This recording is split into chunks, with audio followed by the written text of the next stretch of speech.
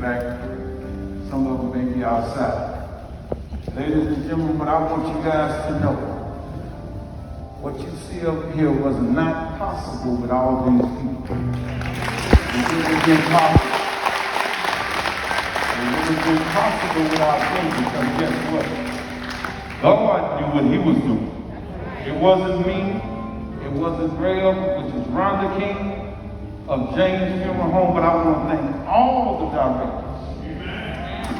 And for this family, for all our family members up here, we have honchos. We call them the big dogs over there. In the funeral business, that's the big dogs. And that bus y'all seen out there, that's carrying my hero. See, this is my hero. I love my family, don't get me wrong. I love my family. But this dude is my hero right here. This is my hero. He is the MVP.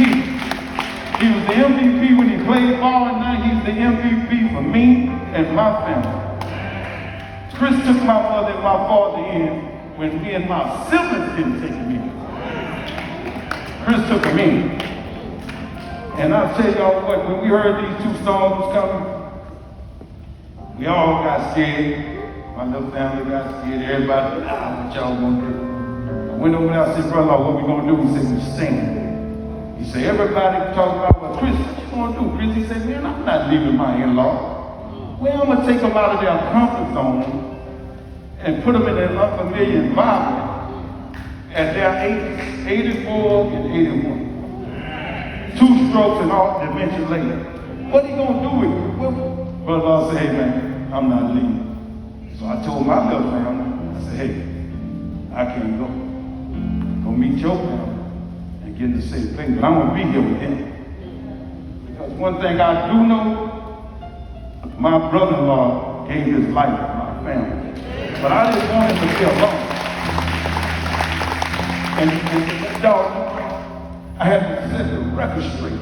Because you got people so crazy nowadays, they want to talk about Chris because Chris had a generator in a garage. But guess what? I did too. And I went to his house. One door tore up, the other one all the way up. But let me tell y'all about God. See, we used to sit around and wonder, what we gonna do if something happened to Rosalie? What we gonna do? What we gonna do if something happened to Rosalie? I talked to my brother John. I talked to my brother Craig. I talked to my brother King. But guess what? I talked to the boss lady. It's the boss lady right here. This is the only one. My dad and mama made history. Y'all didn't even know that. They the only ones had a set of twins a year apart. Kim and I are twins. Kim caught a whipping, I cried. I caught a whipping, Kim cried. When they didn't know who to whoop, they whipped both of us. But that's what you call love. You see, that's what you call love. And I'm going to show y'all what love really right now.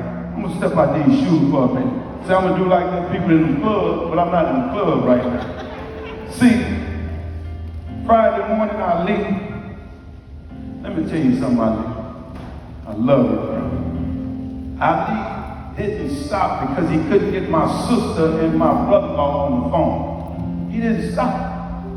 Ali called 911 knocking on every window and every door. Then he came to me and said, man, that door is closed. Something wrong.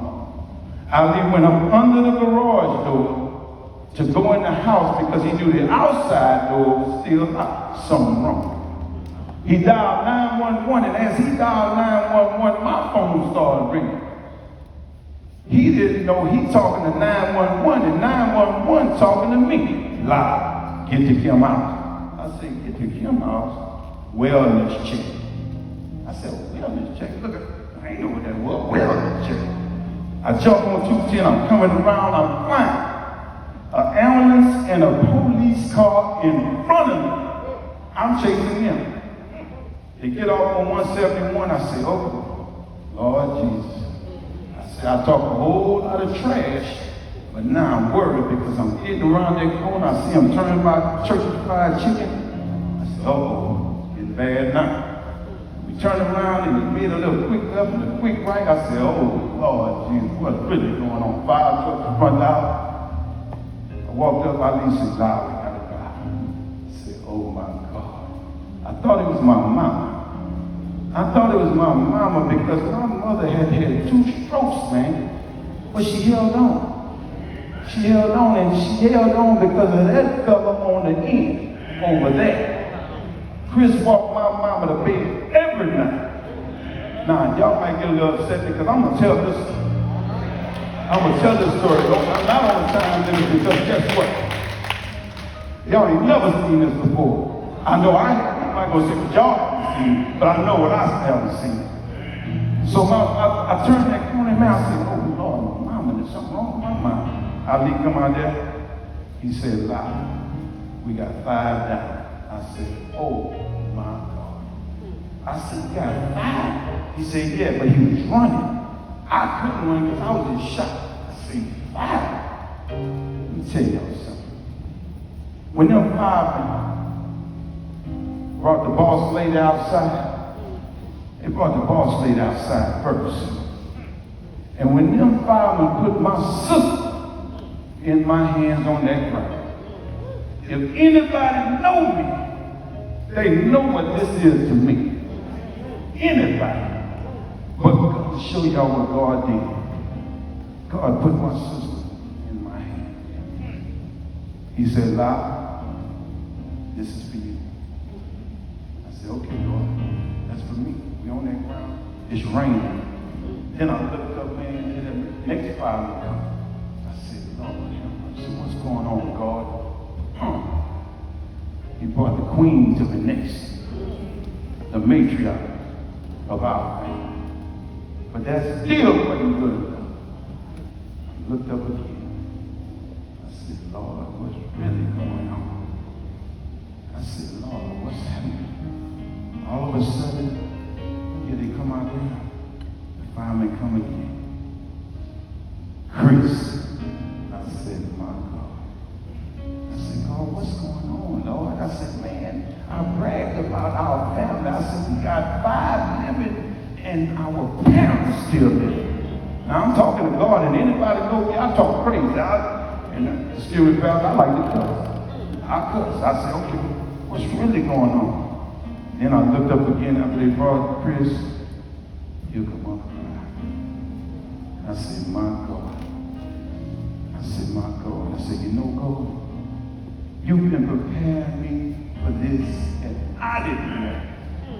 I didn't know. I'm going to tell y'all why I didn't know. I got in a bad accident, medical disability, but James Funeral Home opened their doors up to me and said, "Hey, man, you can pick up dead bodies, you can do funerals, we're going to get you through this." But I said that to say this. When they brought Chris out, tore my heart out my chest. Then I look at my daddy come by me because they found a pulse on him. They found it on him. The fireman said, "Mr. Lewis, you're only supposed to have 60 parts per million of carbon monoxide in your body.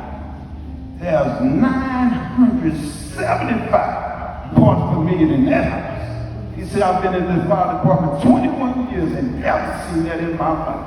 I said, "But go, God." He said, "What?" I said, "Let me tell y'all something. My prayer to God is to go just like these 5 did. I don't want to get in a bad wreck.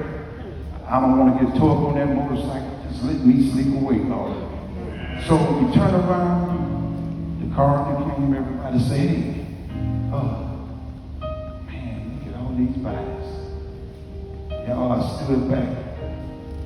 Uncle Larry, I stood right there, Uncle Larry. I'm looking at all our loved ones laid out in there. Now, I see everybody's loved ones, but this our family laid out over there. And if any one of y'all have the nerve to see the picture I took, I had to take a picture because guess what? Now I got 4 in my hands and 1 in the ambulance going to get going to 3 different hospitals to get medevac to Alexandria. He's still living though. He's still living. That was strength. My dad took that to show his son. In spite of all this going on, because Ali was a little confused. He said, "Man, Uncle Clyde's still living." I said, "No, Ali. Uncle Clyde was in the bed with my mom." I said, "My daddy was in his own."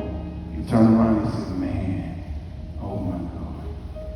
So Craig, I tell you what, Papa, when I turned and I looked, I'm looking at Kim right here. I'm looking at my mama right here, but they were toe to head. Kim head here, my mama feet there. I'm talking to God. I said, God, I don't understand what's going on right here. I said, but something's going on, God, but you're trying to tell me something. And I looked at Kim and my mama side by side. Kim's leg was across my mama right on by her hand. That gave me peace because that told me they left here together. That left here together. And then in my mind, I'm saying, Lord, now what we gonna do next? I called my aunt and my uncle. They were confused because I was confused. But they gone, man. They said, who's gone? And I said, man, she thought somebody left me, but my whole family was gone. But what God did to show me, he put all my family in my hand. And what I'm here to tell y'all today, after losing 5 loved ones, because we went up there, so y'all would know, my dad was brain dead. The top of the brain, when poison kills it kills the top of your brain. Then the lower part, it controls one thing, but you get gag reflex, so that's a false hope in my mind. Because your body doing like that. That's a false hope. So I called that doctor. I said, doctor, I got 3 brothers I got to tell the truth to. I said, so you need to tell me what the facts are. The doctor said, Mr. Lewis, you asked, I'm going to answer. He said, very, very, very grim. I said, you know what, doctor? God got it. I said, man, God got this. I need to call my son. I called John because he's the oldest. He's like the preacher of the family and the politician. I need to call him because he's like the little reasoning. I said, okay, John, this is what's happening. My dad is on 100% oxygen. He's 100% brain dead. I said, nah, with me, I don't want to live like that. I said, nah, we have a choice to make. I said, but you need to get with our siblings and tell them, listen, my dad don't want that. Because I knew in my mind, while they were in my hands, the other 4, my daddy, if he was to go, he was going to be in. Because my left hand is my strength. He in that hand. So what I'm here to tell y'all today, whatever y'all do, if you wake up tomorrow and before you go to bed, tell your family you love them. Tell them you love them. Because that Friday morning, I took Kim first. The coroner said, well, we're going to get the fireman to put the violets in the bag. I said, no, you're not. I'm going to put my sweet in that body bag. And ladies and gentlemen, let me tell y'all some of the material things of life. Please don't fall in love with the material things. Because as I put Kim in that body bag, Kim got an $80,000 Yukon. Guess what? It didn't fit. She right here right now, and Yukon not in it. But the love I have for my twin, that didn't even matter. On the next one, guess who was next? The queen, the matriarch. Wow, you don't get, man, leave me alone, man. Unzip that bag. When I put my mama in that body bag, y'all know she got a nice car. Didn't fit. Because that enclave did not fit in that body bag. It did not fit. So we turned around, they brought Chris up. I said, now God, what I'm gonna do with Chris in this body bag? I said, how am I gonna get these 5,000 square feet in this body? It didn't fit. It did not fit. So when Uncle Clyde turn came for me to put him in the body bag, I said, Uncle Clyde, man, I know you like that little car. I ain't gonna go up. it's not gonna go. He ain't never uttered a word about nothing. I put him in that bag. So 3 days later, I'm on the hospital. My dad said, man, got with my siblings. I said, Junior, John is Junior to me. I said, Junior, call our brothers, man. Got a decision to make. I said, we need to go over there and take my dad off that machine. I said, because he may live 2 hours, 2 days, or 10 years, we don't know. But we don't want him to suffer. And he's our parent, so we don't want him to become a burden to nobody at a time like this. So we went up there, and during COVID, if you guys know during COVID, they don't let you see your loved ones. So I'm going to tell you how good God was. The man asked me, how many you need to get in here? I said, man, I need to get my siblings, who is 3 more, and their significant other, spouse, or whatever. Okay, y'all come on now. So we went in that room where my dad was laying in that hospital bed. He on that oxygen. I said, Junior. I said, man, we got to go and do what we have to do. So Junior, Keith, and Craig talked to him. I talked to him. We prayed with him. Our significant others went in there and talked to him. But to do the final deal for my daddy with that strength, John, Craig, Keith, and myself came to the conclusion, if he stayed longer than 2 hours, it was 11:10 when we got in there. At 1:10, we were going to leave. Because my daddy didn't want to go because we were talking. He didn't want to let it go. But little did they know, he was coming to get in this hand with the ones he loved. Because none of us know what the other ones would have done if somebody would have died on any one of them. We don't know where their mind was. So, get to the hospital, we did our thing, we left. The next morning they called. Well, yeah, they called.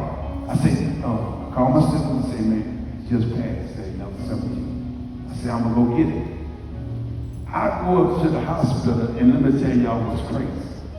I go into the mall, and you got a sign for a body. So I signed that body, and the man said, Louis. I said, yeah, man, that's my dad. Told the man up. The man started crying. His co-worker started crying. I said, man, we gonna get up out of here. The funeral directors know that you gotta check a body when you get it out of the mall. You gotta make sure that's your body. Man, it freaked me out so bad, I done took the body. I'm gone. I get down the ramp. Halfway down the ramp, I said, oh no, I didn't see if that was my dad. I said, oh, that's Charles, let's go. And listen, y'all, my daddy, and Rhonda could contest to this. My daddy always told me he was not going to that little rinky-dink building called James. And he was not going to ride in my truck. Let me tell y'all what God did. I went to pick my dad up in my Yukon, and they had a ramp like this. They had a ramp. You look down that ramp, they got an 18-wheeler trailer over there. That man drove a truck for 40 plus years. But remember, he said he's not riding in my truck, right? Come out of there, I bumped my dad up against the wall like this to get the truck ready to get it. Man, I looked back, my dad was going down that road. I said, Daddy, I'm hot, Daddy. I caught myself, oh Lord, if somebody look at that, that's really embarrassing.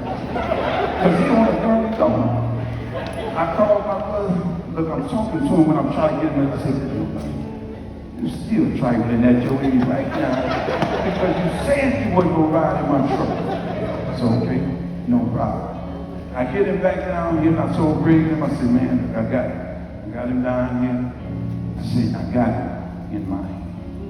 So, ladies and gentlemen, what I'm here to tell y'all today, when God puts something as precious as these 5 in this little hand, whatever you do, because Craig, Junior, and Keith, I carried y'all, man. I carried y'all the love I have for what's left. Junior, you were so close to my head, I smelled your feet, man. I said, man, Junior right here, but I can't with you. And Monica, let me tell you something. You found your Richards in there. I carry Chris for y'all. Y'all our family, man. We love y'all. And at a time like this is a time where lately we have to come together like glue. Because that's now the baby right there. You know, we have to.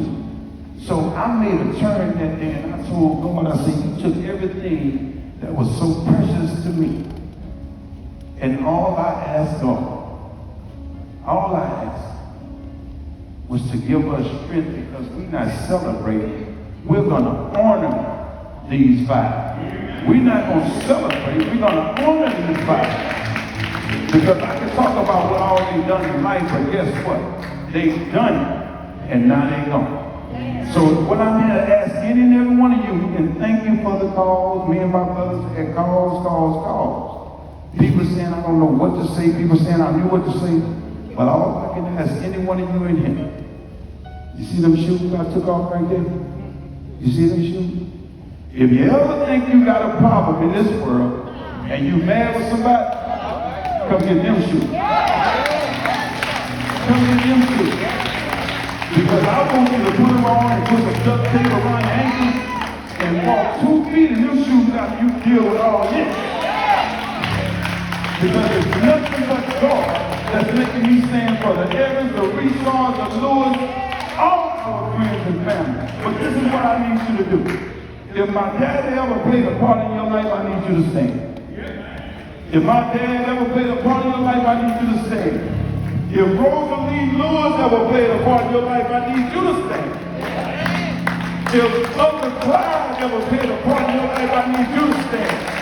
If you, Tito, or Lewis ever played a part in your life, I need you to stand.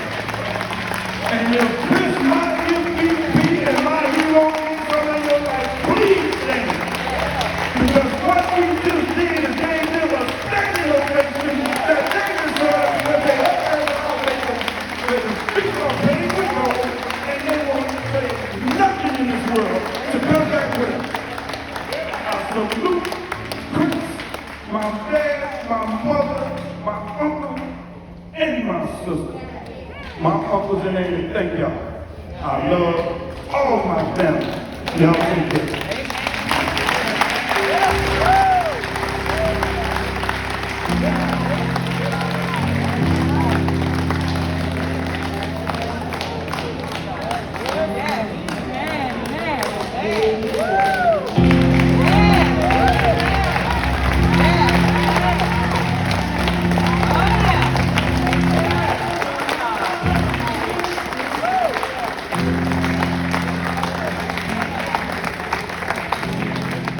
Yeah.